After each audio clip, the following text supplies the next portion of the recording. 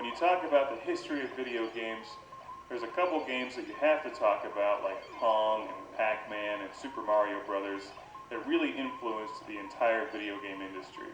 And Xevious is one of those titles. Xevious influenced the vertical shooting game genre more than any other game, and is, in my opinion, one of the best video games ever made. And incredibly challenging, frustrating, and enjoyable all at the same time. This game was released in 1982 and has fortunately seen a comeback on Xbox Live. And I think Xbox Live is tremendous, and the Xbox Live Arcade, bringing back the old school games from the 80s and platformers from the 90s. And I can't say enough good things about Xbox Live. Not only does it bring back these great old school games, but it brings them back in high definition. You can play them through your HDMI cable into an HD TV, and it's just tremendous. Xevious is presented in its original native aspect ratio as you would have played it in the arcade, which is like a television laid on its side. It probably looks very familiar to those of you who have played games like Raiden, and there's so many games in this genre now. As a general rule, I think they're more popular in Japan than they are over here in the States, and I think that's unfortunate, because I personally like this genre a great deal. It's challenging, it's fun. As you know on this show, I love being the lone, daring starfighter against countless enemies, impossible odds, on a questionable, vague mission that usually doesn't matter anyway, because what's the point of this game is to get through it, to have fun, to rack up points, and to shoot things and watch them blow up. Xevious came out in the arcade in 1982 and has since been seen on game systems like the Atari 7800 and the NES. And in fact, the original Classic Game Room series, we reviewed the Atari 7800 version and a version for the PlayStation, which they remade.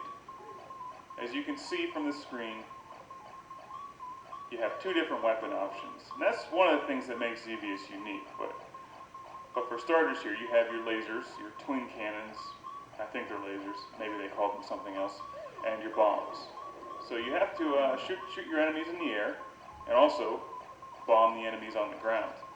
And they're all shooting at you from different directions, and it's very challenging.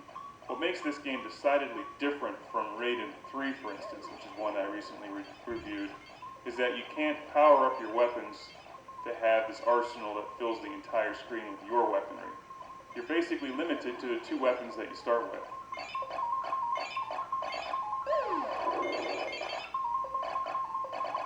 So instead of getting that massive, huge shotgun burst of red bullets that most vertical games have, or a special weapon that you can blow up and then eliminate all enemy fire when it's about to kill you, you really have to rely on some serious skill in dodging the enemy fire.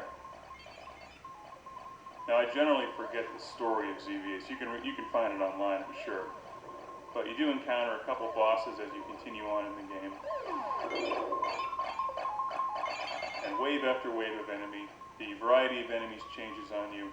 And my favorite part of this game, something I've loved since I was a kid and played this on my Atari 7800, is those spinning metal plates that come at you. And at the time, those were just amazing. That kind of graphics in a video game was just unbelievable. Xevious was way ahead of its time. And you can see why it influenced this genre so much. And just these simple things like the little tank boats in the water. You can't just bomb them. You have to actually lead them with your bomb and hope that they run into it.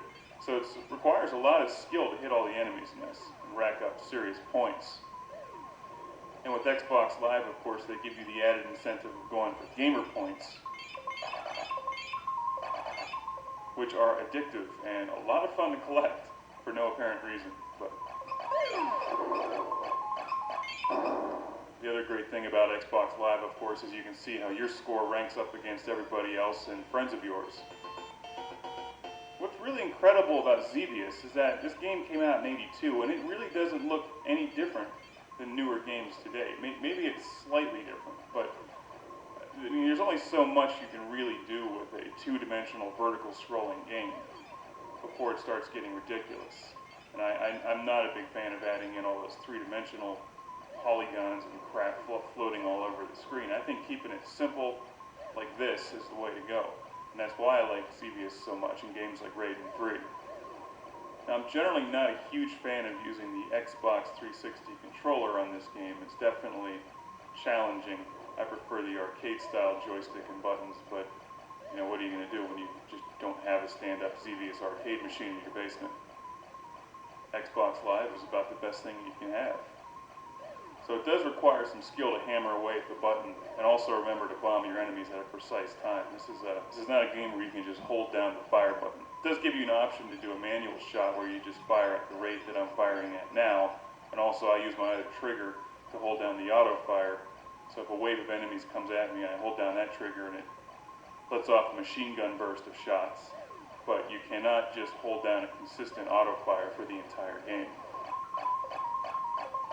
And for whatever reason, the music, although it just repeats itself over and over again, it never gets old. And maybe that's just because Xevious is that awesome. Here are the metal plates. Right, just look at those. 20 years ago, that was incredible. They're tough too. You have to dodge those things. You can't blow them up, so you have to dodge them.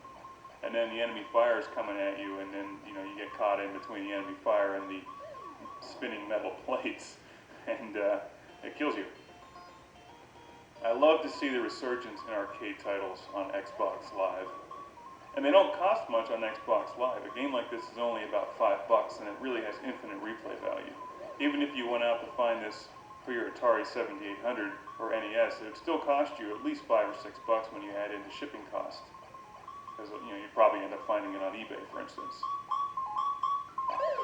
But with the Xbox Live, you just download it and it's no problem. Now, I'm by no means the greatest Xevious player in the world. In fact, I'd like to get a lot better at this game because it really is one of my favorite games and always has been. Just need to find the time to sit down and get back into it. One of my favorite game systems is the Atari 7800, and that's one that I grew up with and had when I was a kid. And Xevious was up there with Robotron 2084 as my favorite game on the Atari 7800. I played it for hours and hours and hours and hours. And I'm glad to see that there's still a lot of interest in Xevious today. If you like this genre, you've never played Xevious before, you owe it to yourself to pick this game up on Xbox Live or the 7800 or the NES, and you've got to play Xevious. If you're really hardcore, you can go out and buy a real stand-up coin-op Xevious machine like they would have had it in the arcades in the 80s, and you can put that in your living room, in your house. And your wife can come home and be like, "Where's all the furniture?" And you're like, "Well, I put it outside because we got a Xevious machine." And she may start to get red and get mad at you. And like, "Well, why do you need furniture when you have a Xevious machine? The whole point is to stand there and play Xevious." I mean, it's only common sense.